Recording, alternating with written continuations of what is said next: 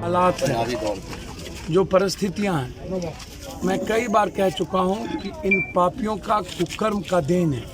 ये नाजायज़ औलाद है पॉलिटिशियन का, ये पॉलिटिकल डिजास्टर है, ये मानवीय आपदा है, कोई प्राकृतिक आपदा और भगवान की आपदा नहीं है। हमने लूटा है, हम बाढ़ को और दुधारू गाय समझते हैं।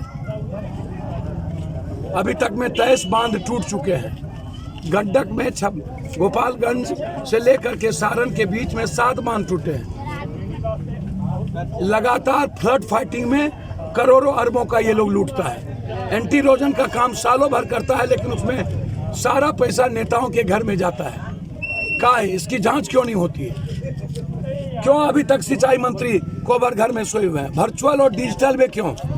रियल का पता उसको क्यों नहीं है? 2 बच्ची मर गई आपके यहाँ। लगातार ये बच्ची अपने माँ को बाप को छोड़ देता है बच्चा।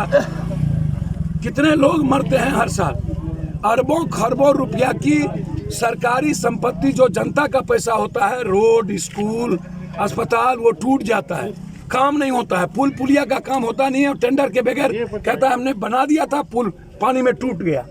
उसके बाद एक एक झोपड़ी, बकरी, जानवर, बच्चे, आदमी, छोटे छोटे पक्के के मकान बर्बाद हो जाता है पानी में। वो करोड़ों अरबों की संपत्ति निजी होती है, आप उसकी क्षतिपूर्ति कभी नहीं करते।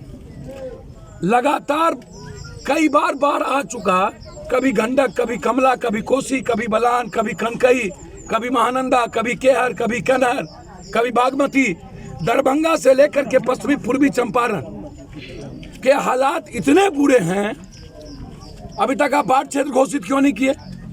क्या कारण है?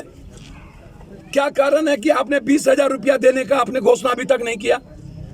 2 साल पूरा, जब पहले बाढ़ आई थी, हम आए थे, आप 6,000 की घोषणा किए, लोगों के अकाउंट में नहीं गया। लोन आप माफ कब करिएगा किसानों का? बिजली बिल माफ कब करिएगा किसानों का? ये इतने दिनों के बाद उसको नजर नहीं आई, और सब के सब पूरी की पूरी सरकार क्वारंटाइन है। और विपक्ष के लिए तो बाढ़ पिकनिक हो जाता है, राजनीति करने का खिलौना। इन नेताओं को नदियों के भीतर पन्नी में गरीबों के बीच उसके पूरे परिवार को 1 सप्ताह रखिए, तब इसको पता चलेगा बांध जाने परसौती के हाल। तब गरीब और कॉमन आदमी का